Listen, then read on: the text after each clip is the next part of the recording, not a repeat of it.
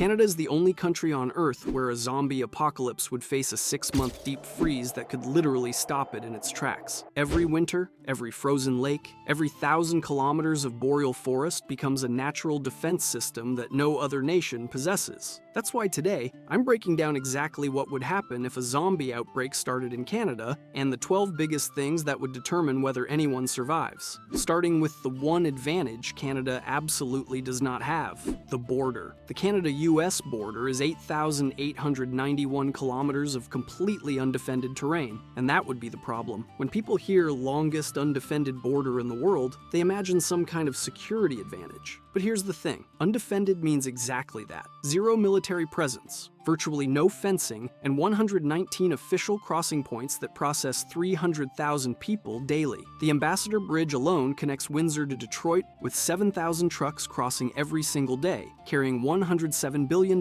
in goods annually. The Canada Border Services Agency has 8,500 armed officers monitoring this entire line. That's one officer per 1,048 kilometers. Ground sensors, cameras, and license plate readers cover some sections. But the Alaska-Yukon border runs through completely roadless wilderness that nobody patrols. The International Boundary Commission maintains a 6-meter cleared vista through the forest so you can literally see where Canada ends, but that's it. No walls, no fences, just a surveyed line. If a zombie outbreak started in the United States, the mathematics are simple. 41 million Canadians live on a border with 332 million Americans. 80% of Canadians live within 200 kilometers of that border. The second infected people started crossing, containment would be functionally impossible. During COVID-19, Canada closed the border to non-essential travel for 18 months and still couldn't stop people from crossing. And COVID didn't walk. But at least Canada would have one advantage the United States wouldn't: 6 months of winter that could freeze a zombie apocalypse solid. Canadian winter. Canadian winter doesn't just slow things down. It completely arrests biological function at a cellular level, and I can prove it. Forensic research from Edmonton shows that decomposition, which takes 6 weeks in summer, can stretch to 4 months or longer when temperatures drop below -20 Celsius. Bacterial activity that drives tissue breakdown drops to essentially zero in sustained freezing. The prairies average -15 to -20 in January, regularly hitting -40. Here's where it gets interesting. Any zombie scenario assumes some level of preserved muscle and neural tissue. Freeze that tissue at -20 for weeks on end, and you're looking at catastrophic structural damage. Water inside cells expands when frozen, rupturing cell walls. Muscle fibers crystallize. Connective tissue becomes brittle and snaps under stress. Roughly 50% of Canada's land surface sits on permafrost. Continuous permafrost in the high Arctic reaches 1,000 meters deep. Inuvik gets 30 consecutive days without sunrise. Alert sees no sun from mid-October to late February, and snow doesn't just cover things. Rogers Pass in British Columbia gets 8.5 meters annually. But here's the kicker. Winter lasts 5 to 6 months on the prairies, 8 to 10 months in the Arctic. For half the year or more, Canada essentially becomes a giant freezer. Any zombie outbreak would have a biological timer. Survive until November, and winter does the work for you. Population concentration. 41 million people spread across the second largest country on Earth sounds like natural social distancing. But that's not how Canada works. 80% of Canadians live within 200 kilometers of the US border. Over 60% live in the Great Lakes St. Lawrence corridor. 6 cities hold nearly half the entire population. Toronto has 7.1 million people. Montreal has 4.6 million. Vancouver has 3.1 million. Dense urban population is a zombie outbreak's best friend. Toronto's population density hits 4,427 people per square kilometer in the core. The TTC moves 1.8 million riders daily through enclosed subway cars. Apartment towers stack thousands vertically with shared ventilation, elevators, and stairwells. Drop a single infected person into the Eaton Centre on a Saturday afternoon and you're looking at exponential spread before anyone knows what's happening. But the contrast with the North is absolutely insane. The 3 territories cover 1/3 of Canada's landmass and hold 134,000 people total. That's 0.3% of the population. Nunavut's population density is 0.02 people per square kilometer. The entire territory has 0 road connections to the rest of Canada. Nunavut's 25 communities are accessible only by air year-round. The Canadian Shield makes road construction nearly impossible across half of Ontario and Quebec. The Rocky Mountains funnel all traffic through a handful of mountain passes. The geography itself creates natural quarantine zones. So, you've got two Canadas: urban Canada, where millions live within hours of infected American cities, and remote Canada, where communities are already isolated and distance makes spread nearly impossible. Government response. Canada's emergency response system is deliberately designed to be slow, cautious, and terrified of federal overreach, and that would get people killed.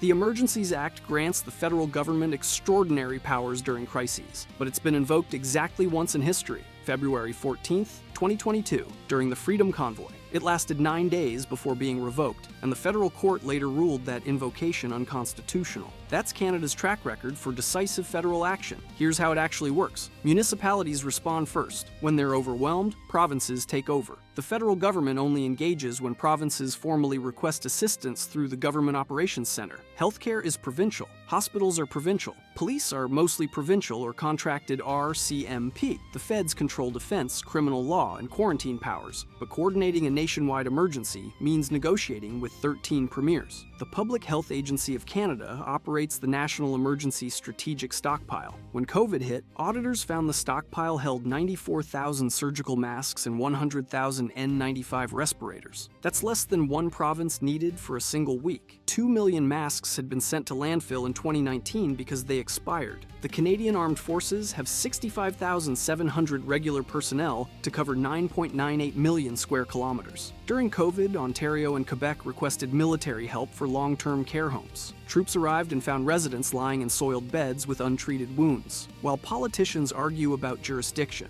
the infection spreads. Canada's government is built for consensus, not speed. The military. The Canadian Armed Forces have 65,700 regular personnel to defend the second largest country on Earth. That's one soldier for every 153 square kilometers. Canada's entire armed forces could fit inside a large stadium, but they've been practicing disaster response for decades. Operation Lentis is the CAF's domestic disaster umbrella. It's been activated roughly 50 times since 2010. In 2023 alone, over 2,100 troops deployed for 130 consecutive days, fighting wildfires across 6 provinces. The equipment list is modest but functional. 82 Leopard 2 tanks, approximately 550 LAV 6.0 armored vehicles, 76 CF-188 Hornets, 5 CC-177 Globemaster strategic transports, major bases at Edmonton, Petawawa, Valcartier, Trenton, and Cold Lake. Joint Task Force 2 handles counterterrorism. The RCMP adds 18,600 sworn officers across 750 detachments. But here's the asset nobody talks about: the Canadian Rangers. 5,000 part-time reservists operating in 196 patrols across the most remote communities in Canada, predominantly Indigenous. They speak 26 languages. They know terrain that no conventional unit can reach. They patrol on snowmobiles and boats. And they're already embedded in exactly the communities that would need defending if infrastructure collapsed. The problem is scale. 65,000 soldiers cannot simultaneously defend 119 border crossings, secure 6 cities with millions of people, evacuate remote communities, and maintain supply lines. The CAF isn't big enough to save everyone, but they're experienced enough to save someone, assuming the healthcare system doesn't collapse first. The hospitals. Canada has 1,087 hospitals with 2.49 beds per 1,000 people. That ranks 31st out of 38 OECD countries. Before COVID, the country had roughly 3,170 ICU beds total, and most units were running at 100% occupancy before the pandemic even started. Zero surge capacity, zero buffer. Now add a zombie outbreak. Here's what actually happened during COVID. Alberta exhausted all 253 of its ICU beds. Ontario created 600 surge beds in hallways and conference rooms. They accepted overflow patients from Manitoba and Saskatchewan because those provinces had literally run out of room. And COVID didn't bite people. It didn't create mass casualties all at once. The math is brutal. Canada has 99,555 active physicians and 478,000 registered nurses. 19% of Canadians live rurally, but only 8% of doctors practice in rural areas. Northern Healthcare runs on 79 nursing stations with medevac helicopters as the only option for serious trauma. If those helicopters stop flying, people die. The National Emergency Strategic Stockpile held 94,000 surgical masks and 100,000 N95 respirators when COVID hit. 2 million N95 masks had been thrown in the garbage in 2019 because they expired. Canada learned some of this during SARS in 2003. The SARS Commission made dozens of recommendations. When COVID arrived 17 years later, most still hadn't been implemented. A zombie outbreak would overwhelm Canadian hospitals in hours, not days. Rural communities would be completely on their own. Supply chains. Canadian grocery stores operate on a 3 to 5 day just-in-time delivery model. That means at any given moment, there's roughly 72 hours of food between you and empty shelves. 5 retailers control 76% of the market. The distribution centers are centralized, and absolutely nothing is designed for disruption. 75% of fresh vegetables are imported, overwhelmingly from the United States. The 2021 BC floods cut Vancouver off from the rest of Canada by road and rail. Grocery stores started rationing within days. Milk, eggs, bread disappeared first. Gas stations ran dry. The Trans-Canada Highway was severed in multiple places. And that was just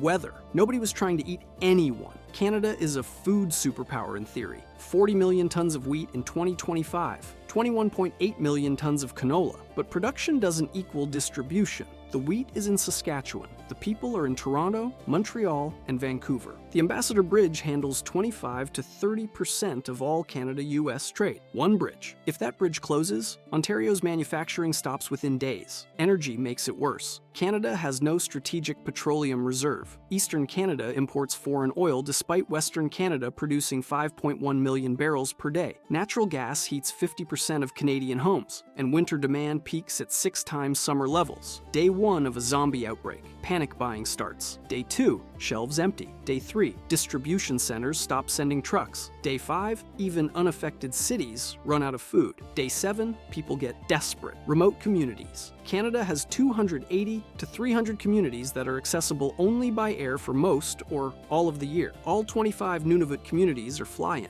26 remote First Nations in Ontario, 17 in Manitoba. These places already live in functional isolation, and in a zombie outbreak, that isolation becomes their greatest asset and their worst vulnerability. Here's what isolation actually means. A jar of jam costs $35 in Grise Fiord. Pickles cost $66. Nearly 60% of Nunavut households reported food insecurity in 2024. The Northwest Company operates 118 to 129 stores as the dominant and often sole retailer. When the plane doesn't fly, there is no food. Supplies arrive 3 ways. Annual sea lift barges during summer, seasonal ice roads from January to March, year-round air freight that costs a fortune. Churchill. Manitoba has 870 people and no road connection to the highway network. It relies entirely on the Hudson Bay Railway, which flooding severed for 18 months in 2017. But these communities already know how to survive when supply chains fail. Traditional harvesting of caribou, seal, Arctic char, and wild game remains culturally and nutritionally critical. They hunt, they fish, they preserve meat, they store supplies for winter as survival, not preparation. In a zombie outbreak, remote communities have something southern Canada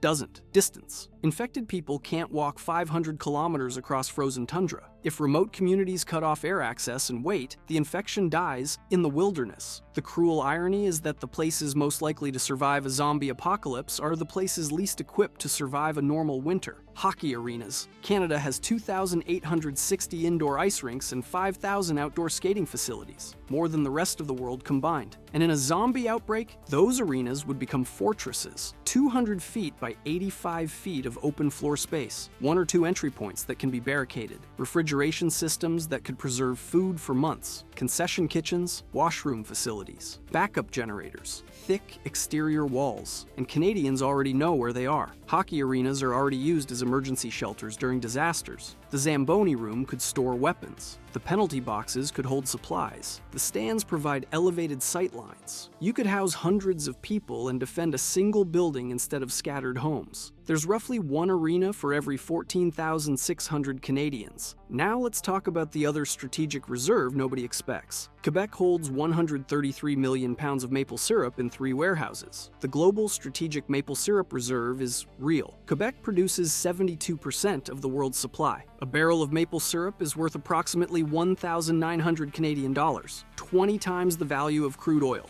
and maple syrup provides 260 calories per 100 milliliters. It doesn't spoil, it's energy dense. Honestly, in a zombie apocalypse, hockey players would finally find a legitimate use for all that maple syrup besides drowning their pancakes. Protein for fighting zombies, carbs for running from them. Canada also has 2.35 million firearms license holders. Hunting rifles and shotguns are as common as snowblowers in rural Canada. An estimated 2.8 to 4 million Canadians actively hunt. They know how to shoot, they know how to track, they know how to survive in wilderness. And Tim Hortons has 3,545 locations across every province and territory, roughly 1 per 11,000 Canadians. They function as community gathering points. People know where the Tim Hortons is. In a zombie outbreak, that matters. Past disasters. The 1998 ice storm deployed 15,784 military personnel in the largest peacetime deployment since the Korean War. 1.4 million Quebec households lost power. 35 people died. 1,000 electrical pylons collapsed. The military sheltered and fed 100,000 people while Hydro-Quebec rebuilt the grid. The total cost reached $5.4 billion. The subsequent inquiry found Quebec's civil security system largely failed. The 2016 Fort McMurray wildfire forced 88,000 people to evacuate in a single day. The fire destroyed 2,400 structures and caused $9.9 billion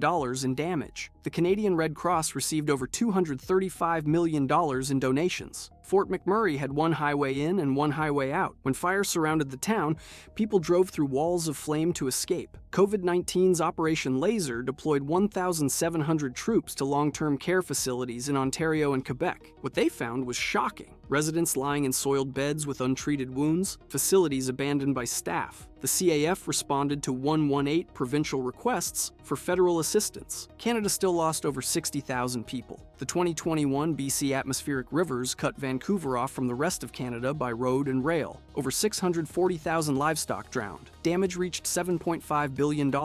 Grocery stores started rationing. It took weeks to restore ground access. Every single disaster revealed the same pattern. Canadians are resilient, communities pull together, and the military responds. But infrastructure is fragile, supply chains break easily, and jurisdictional arguments waste time. A zombie outbreak would combine the worst elements of all these disasters, all at once, everywhere. Federal versus provincial. The Constitution Act of 1867 divides powers in ways that would sabotage emergency response. Provinces control hospitals, policing, property, and civil rights. The federal government controls defense, criminal law, and quarantine. And when an emergency hits, everyone argues about who's in charge while people die. Municipalities respond first. When they're overwhelmed, provinces take over. The federal government only engages when provinces formally request assistance. The Emergency Management Act explicitly prohibits federal institutions from responding without that request. You can't send the military into a province without permission. You can't impose federal quarantine without triggering constitutional fights. Only 3 provinces have their own police forces. Every other province contracts the RCMP, which is federally funded but provincially directed. Healthcare is provincially run but federally funded through the Canada Health Transfer. During COVID, long-term care homes fell between jurisdictional cracks. Nobody took ownership, and residents died. The Emergencies Act theoretically gives the federal government power to override provinces. But it's been invoked once, ruled unconstitutional. Any attempt to declare martial law, seal provincial borders, or bypass premiers would trigger immediate legal challenges. Quebec would scream about provincial autonomy. Alberta would threaten separation. The structural problem is provinces treating the Canadian Armed Forces as a first responder instead of last resort, and the military has 65,700 personnel to cover the second largest country on Earth. Any nationwide zombie outbreak would expose the fundamental flaw. Canada's government is built for consensus, not speed. And in a crisis where hours matter, that constitutional design would kill people. The wilderness. Canada's wilderness is simultaneously the greatest defensive asset and the most punishing logistical nightmare on Earth. Boreal forest covers 55% of the country's landmass. That's 552 million hectares stretching 5,000 kilometers. And the boreal is largely impassable to vehicles. You navigate on foot, by canoe, or by air. Muskeg makes overland movement treacherous even for humans. For zombies, it's a death trap. Canada has 879,800 lakes of 10 hectares or larger,